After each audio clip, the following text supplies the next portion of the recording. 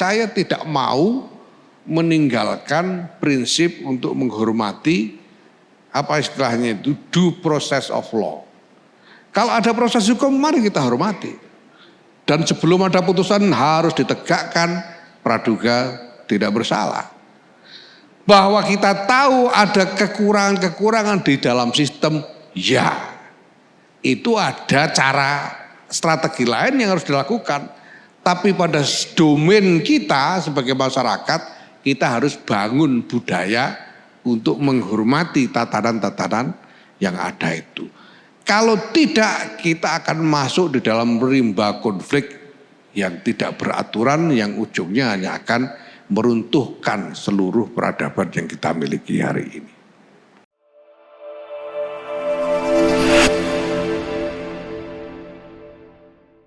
Potensi konflik. Nah, di dalam potensi konflik itu kita harus punya cara untuk mengkanalisasi supaya supaya konflik ini bisa lebih dikelola, lebih bisa dikelola. Ya, konflik jelas potensinya pasti tidak akan hilang. Tapi bagaimana supaya konflik ini bisa lebih dikelola sehingga tidak sampai meruntuhkan sendi-sendi kemasyarakatan kita. Nah, semua tatanan yang dibentuk oleh negara, pemerintah dan sebagainya, ini sebetulnya adalah cara untuk mengelola potensi-potensi konflik itu karena perbenturan kepentingan.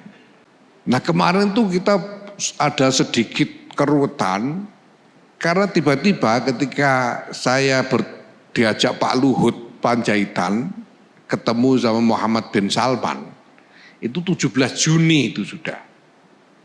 17 Juni dan sebagian jamaah haji Indonesia sudah datang, sudah ada di sana sebagian. Ketemu tiba-tiba saja Muhammad bin Salman ini, gak ada yang minta, gak ada yang nanya. Tiba-tiba aja, saya mau tambah kuota Indonesia 10.000, dia bilang gitu. Muhammad bin Salman ini di tengah obrolan aja. Itu juga saya tidak tahu dia sempat nanya menterinya apa enggak, itu tiba-tiba aja dia bilang. Saya mau tambah Indonesia kuotanya 10.000. Sudah seneng Pak Luhut. Wah ini dapat tambahan 10.000, ini oke juga ini. Pulang-pulang dibawa ke sini kasih tahu menteri agamanya yang bingung. Dan mereka itu langsung perintah, jadi 10.000 langsung perintah ditambahkan di dalam sistem Saudi ini. Nah di sini bingung, kenapa? Karena untuk tambah 10.000 itu harus bayar istilahnya biaya masyair di depan. Itu berarti 10.000 kali sekitar 11.000 real. Silakan hitung sendiri berapa. 11.000 real lebih kali 10.000 harus dibayar di depan. Nah kalau di sini di Indonesia ini aturannya mengeluarkan uang untuk membayar itu uang yang ada dari BPKH dan keluarnya harus persetujuan DPR. Pakai demokrasi karena di sini kita. Nah di sana di Saudi ya, enak aja Muhammad bin Salman 10.000. Nggak ada yang nanya. Lah di sini kita mau bayar itu harus nanya DPR dulu gitu. Kenapa ya? Karena kita punya demokrasi di sana enggak. Mereka enggak butuh.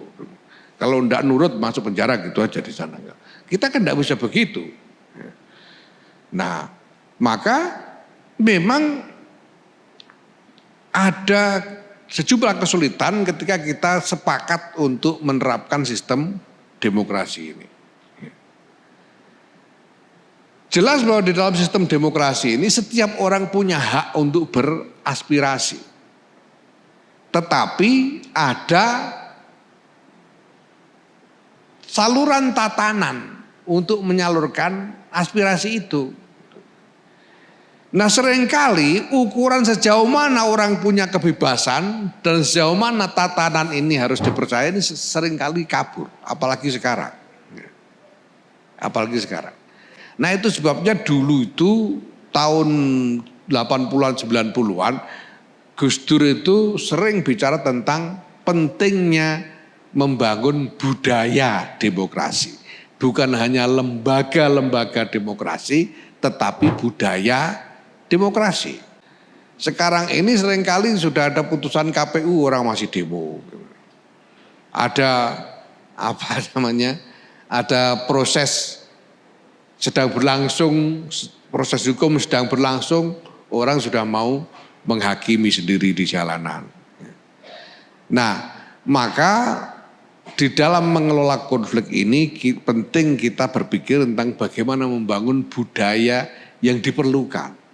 Lembaganya sudah ada, budayanya yang perlu kita kembangkan bersama. Ya. Budaya politik misalnya ya kita percaya pada apa yang menjadi proses demokrasi formal. Mari kita percaya, memang kalau belum ada putusan ya semua orang boleh bicara. Tapi kalau sudah putusan mari kita terima. Begitu saja dan kita taati. Ya. Ya. Begitu juga misalnya dalam menyangkut, ya ini juga yang sering sekarang ini karena medsos ini ya, antara lain juga. Ya. Sehingga orang bisa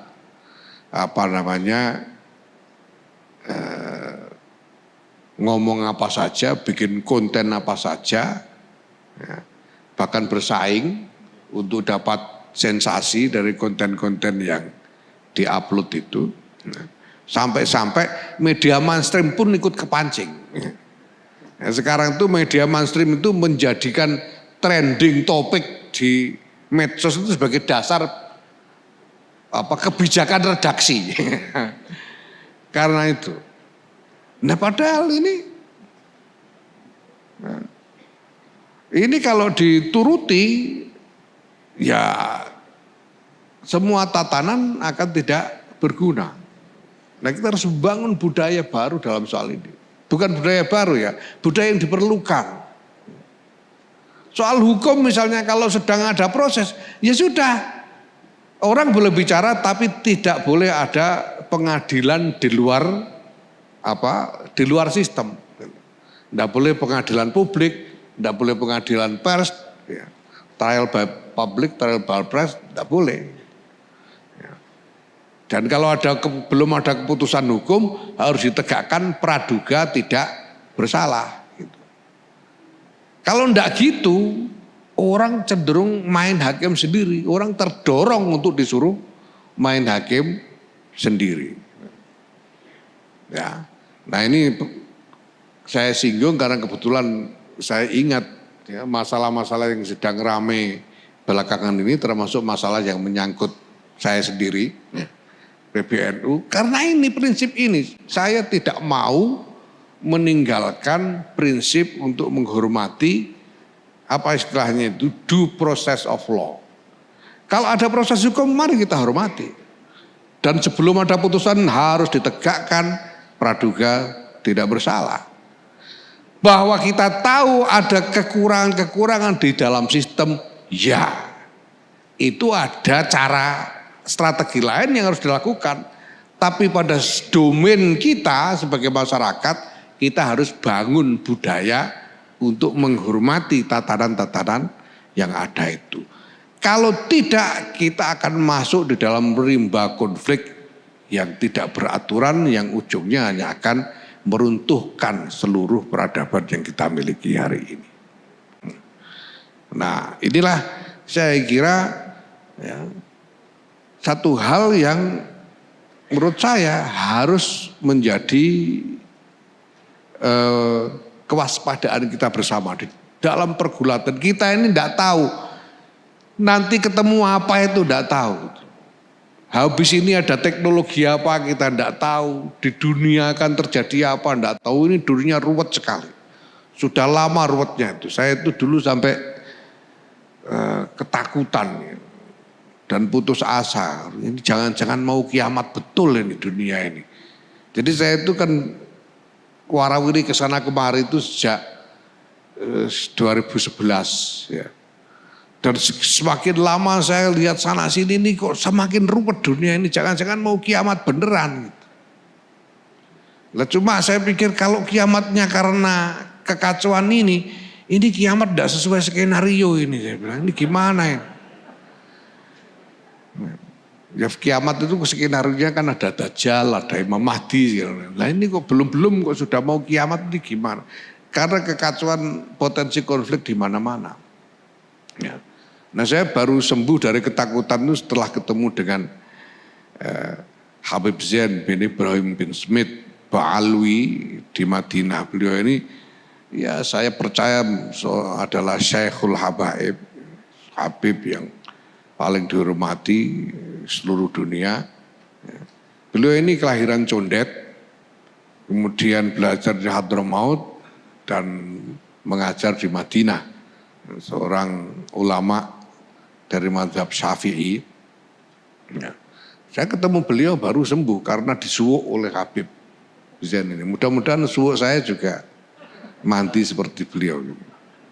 Ya. Jadi beliau katakan bahwa semua ini yang terjadi ini karena takdir Allah. Termasuk kiamat itu nanti terjadinya juga karena takdir Allah.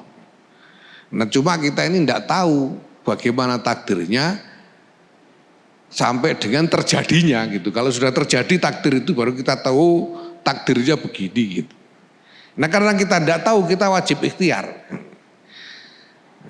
Kalau orang itu kok ikhtiarnya cocok dengan pilihannya Allah berarti beruntung. Kalau kebetulan tidak cocok ya harus ridho wong yang punya takdir Allah bukan kita. Ini bahasa beliau itu man wafaqa ikhtiyaru bi ikhtiyarillah fa huwa sa'id wa man lam yuwafiq fa alaihi ridha. Jadi hidup ini pokoknya kalah cacak menang cacak gitu. Sama-sama tidak tahunya kita ikhtiar aja punya. Ya mudah-mudahan apa yang kita ikhtiarkan ini sesuai dengan kehendak Allah Subhanahu wa ta'ala. Ya. Kita semua menginginkan Indonesia yang lebih baik, Indonesia yang lebih mulia. Nah saya sendiri percaya bahwa Indonesia yang lebih baik dan Indonesia yang lebih mulia itu tidak mungkin tercapai kecuali dengan memperjuangkan peradaban dunia yang lebih baik dan lebih mulia. Nah, di dalam ikhtiar kita untuk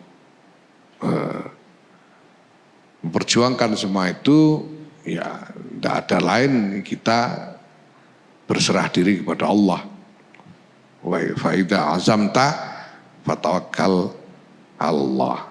Mudah-mudahan, ya, kalau saya sih percaya Indonesia ini keramat, Indonesia ini dirahmati. Ya. Indonesia ini diberkahi luar biasa oleh Allah Subhanahu wa taala. Sampai hari ini itu Indonesia itu tidak pernah nyungsep loh. Sementara di yang lain-lain nyungsep semua. Yang lain nyungsep banget lagi, nyungsep banget lagi. Kita ini tidak pernah nyungsep. Sampai hari ini mulai bukan hanya sejak proklamasi, sejak peradaban yang lebih awal. Grafiknya itu naik terus. Ini tidak mungkin kalau bukan karena barokah Allah. Reformasi itu di banyak tempat terjadi. Indonesia ini satu-satunya yang berhasil bikin demokrasi itu cuma Indonesia. Di seluruh dunia Islam yang lain gagal semua. Di Amerika Latin juga gagal. Hanya Indonesia yang berhasil ini kalau bukan karena keramat ini ya.